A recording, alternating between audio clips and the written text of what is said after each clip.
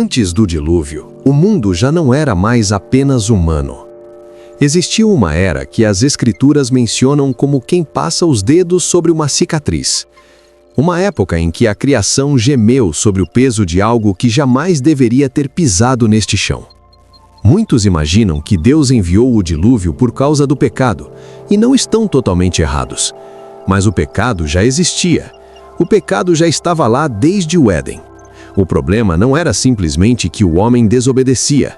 O problema é que a terra estava sendo corrompida em sua própria essência. Algo entrou na carne. Algo se misturou. E quando essa fronteira foi violada, o mundo deixou de ser apenas um palco para o erro humano e tornou-se um território ocupado. A Bíblia chama esses invasores de Nefilins, os gigantes. Mas quem eram eles? De onde vieram?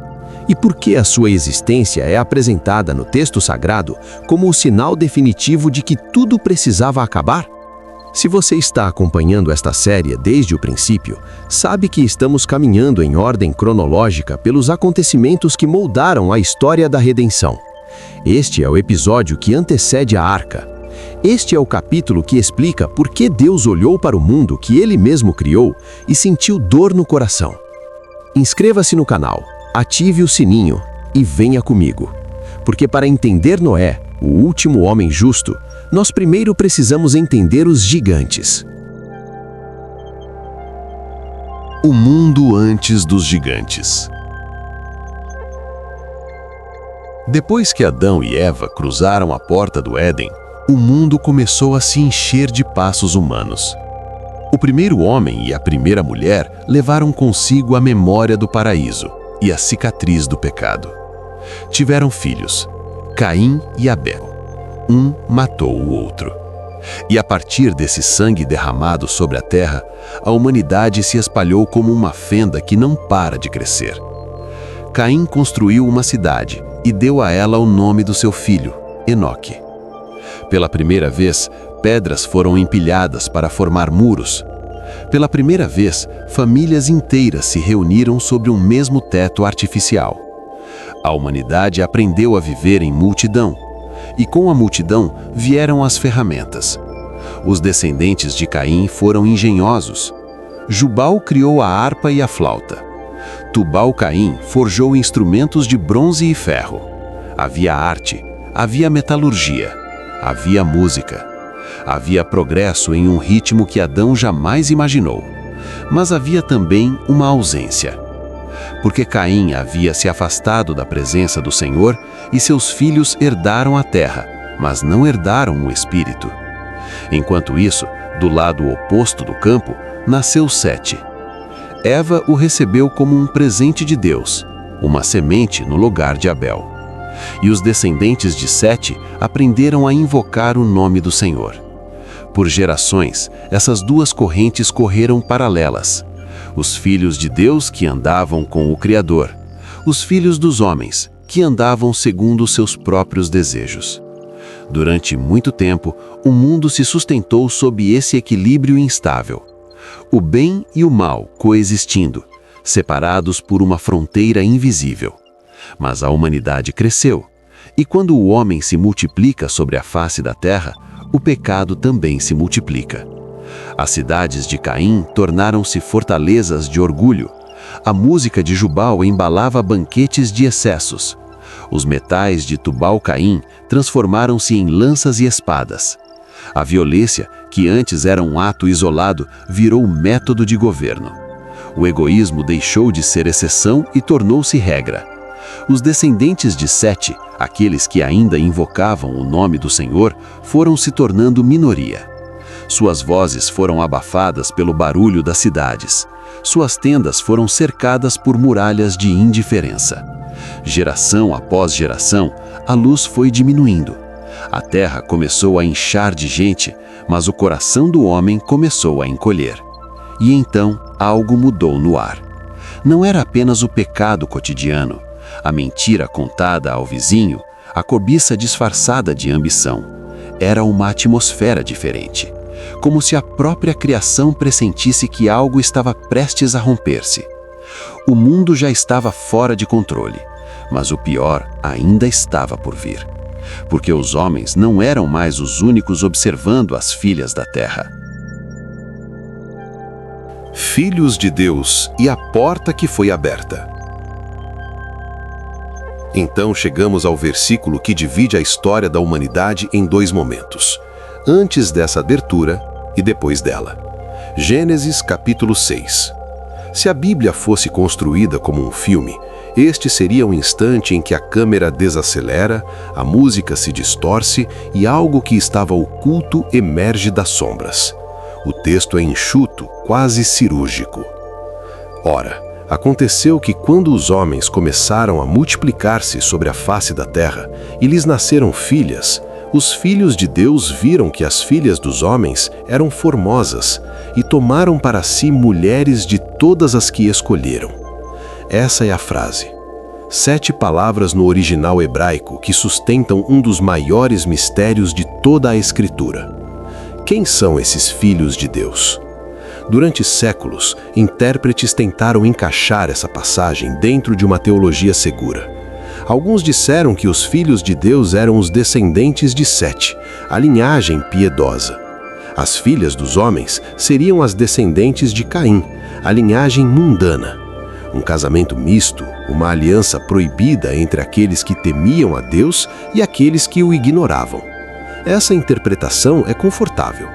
Ela cabe na lógica humana, na dinâmica social, no discurso de separação do mundo. Mas o texto insiste em detalhes que não se encaixam nessa leitura.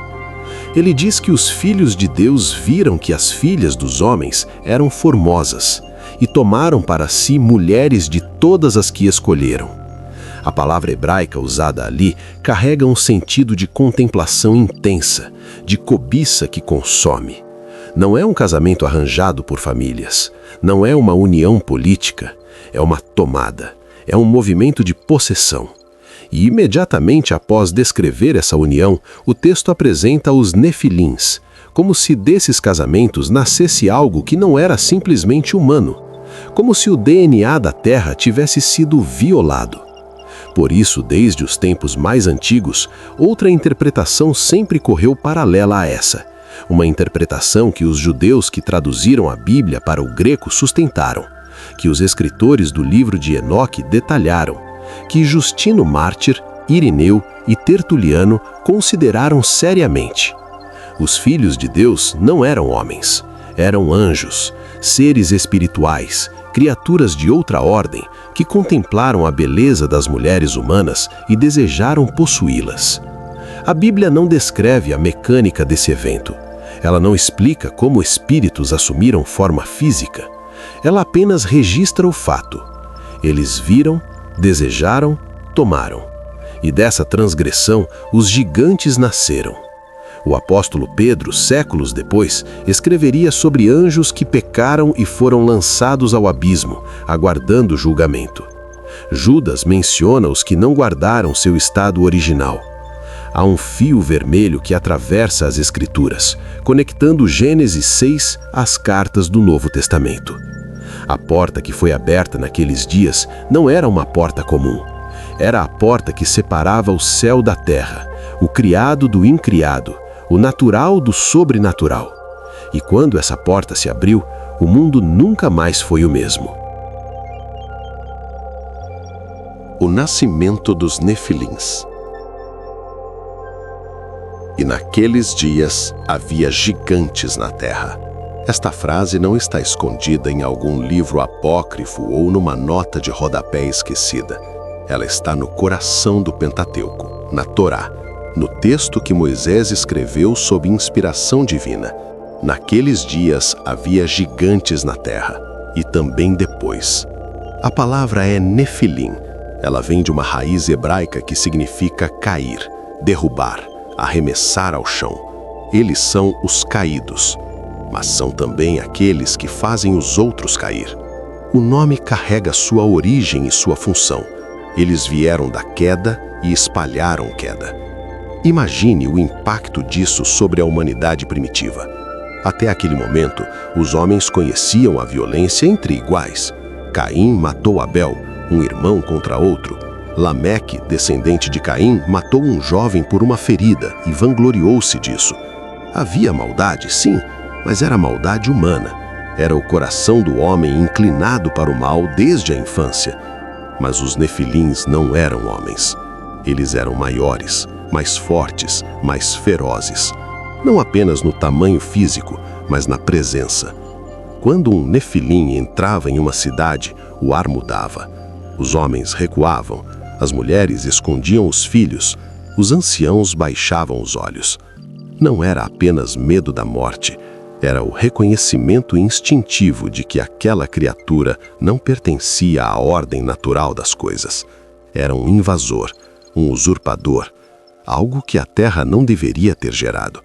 E eles se multiplicaram. O texto diz que os filhos de Deus tomaram mulheres de todas as que escolheram. Isso significa que não foi um evento isolado, foi uma sistemática, uma invasão coordenada.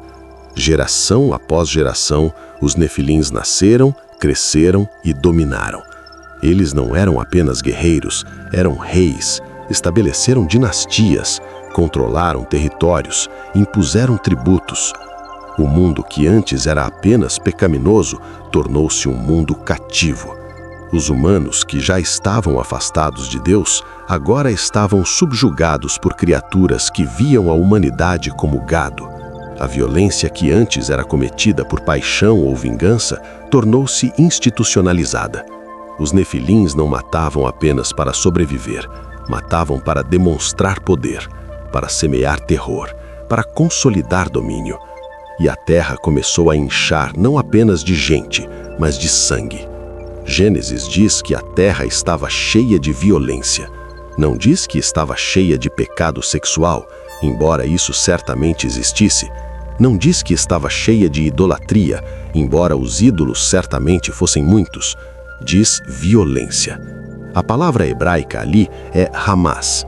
Ela carrega o sentido de crueldade, opressão, injustiça feita com força bruta. Era o grito dos esmagados subindo ao céu como fumaça densa. E o detalhe mais aterrorizante talvez seja a expressão "e também depois", porque os nefilins não ficaram apenas naquela geração. Eles não foram extintos no dilúvio. O texto diz que houve gigantes depois.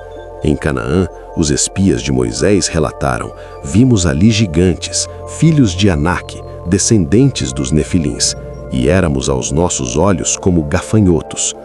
Goliates de Gate, o gigante filisteu, tinha 6 côvados e 1 palmo. Existiu uma sombra que se estendeu para além das águas, uma linhagem que resistiu. Mas naquele tempo, antes do dilúvio, eles estavam no auge. O mundo se curvou diante deles, e Deus observava do céu. Heróis para o mundo, maldição para Deus. O texto bíblico acrescenta uma informação que revela a profundidade da tragédia. Estes são os valentes que houve na antiguidade, homens de renome. Os nefilins não eram apenas temidos, eles eram admirados. A humanidade, em sua capacidade infinita de distorcer o real, começou a venerar aqueles que a oprimiam. O que deveria gerar repulsa, gerou fascínio. O que deveria ser combatido, foi cultuado. Os gigantes tornaram-se heróis. As crianças cresciam ouvindo histórias sobre suas batalhas. Os poetas compunham canções sobre sua força. Os anciãos disputavam a honra de ter servido a este ou aquele senhor nefilim. O mundo criou uma cultura de exaltação dos opressores. Porque eles eram impressionantes. Eram altos, fortes, invencíveis. Seus olhos transmitiam uma autoridade que nenhum homem comum poderia igualar. Suas vozes ecoavam como trovão. Suas espadas pareciam forjadas por deuses. E foi exatamente isso que os homens começaram a dizer. São deuses, não são como nós. Vieram de cima, merecem governar. É nesse ponto que a narrativa bíblica toca na raiz de todas as mitologias antigas. Os gregos falavam de titãs que precederam os deuses do Olimpo, seres colossais que aterrorizaram a terra. Os sumérios registraram histórias de reis semidivinos que governaram por dezenas de milhares de anos. Os hindus descreveram gigantes que desafiavam os devas. Os nórdicos cantaram sobre os Jötuns, inimigos dos deuses, que existiam antes mesmo da criação do mundo. O que são todas essas lendas, senão ecos distorcidos de uma memória enterrada? O que são os heróis da antiguidade, senão a tentativa humana de transformar terror em admiração, medo em culto? A Bíblia não endossa essas mitologias, mas ela registra o fato de que os homens chamaram os nefilins de valentes e homens de renome. Eles construíram estátuas para seus conquistadores, ergueram altares para seus algozes, chamaram de glória aquilo que era monstruoso. E Deus olhou para aquilo. Para a corrupção, sim, para a violência, certamente, mas talvez o que tenha partido o coração do Criador tenha sido ver suas criaturas, feitas à sua imagem e semelhança, ajoelhadas diante de abominações. Ver filhos de Adão chamando de Senhor aqueles que eram apenas queda e ruína. O mundo inverteu os valores. O bem foi chamado de fraqueza, a misericórdia foi tratada como covardia. A justiça tornou-se piada nas cortes controladas por gigantes. E os monstros, cobertos de ouro e sangue, sentaram-se em tronos. Quando monstros viram ídolos, o fim se torna inevitável, porque já não há mais o que salvar. O que se perdeu não foi apenas a obediência, perdeu-se o próprio senso do que é sagrado. Por que Deus decidiu apagar o mundo? Então Deus olhou para a terra. O texto diz isso com uma simplicidade que dói. Viu o Senhor que a maldade do homem se havia multiplicado na terra e que toda a imaginação dos pensamentos de seu coração era continuamente má. Não era um pecado ocasional, não era um deslize aqui, uma queda acolá. Era contínuo, era total. O coração humano, a fonte de onde deveriam jorrar rios de água viva, tornou-se um poço envenenado. E então a Escritura registra uma das frases mais comoventes de toda a Bíblia. E arrependeu-se o Senhor de ter feito o homem sobre a terra, e isso lhe pesou no coração. Deus sentiu pesar. O Criador, que soprou nas narinas de Adão o fôlego da vida, que plantou o Éden com suas próprias mãos, que chamou a criação de boa e muito boa, agora olhava para tudo aquilo e sentia dor. Mas não era apenas o pecado. Se fosse apenas o pecado, o sacrifício ainda poderia expiar. Se fosse apenas a desobediência, a lei ainda poderia corrigir. O problema era mais profundo. A criação estava corrompida em sua essência. A mistura havia acontecido. O que era sagrado foi profanado. O que era humano foi violado. E os Néfilins, aqueles valentes da antiguidade, eram a prova viva de que a ordem das coisas havia sido rasgada. Deus não destruiu o mundo porque estava irritado como uma criança que quebra o brinquedo. Deus destruiu o mundo porque o mundo já estava se destruindo. O pecado não era mais uma ferida tratável. Era uma gangrena que subia pelas pernas, pelo tronco, pelo coração. A única maneira de salvar a criação era extirpar aquela parte e recomeçar. Mas mesmo no juízo, a misericórdia se escondeu.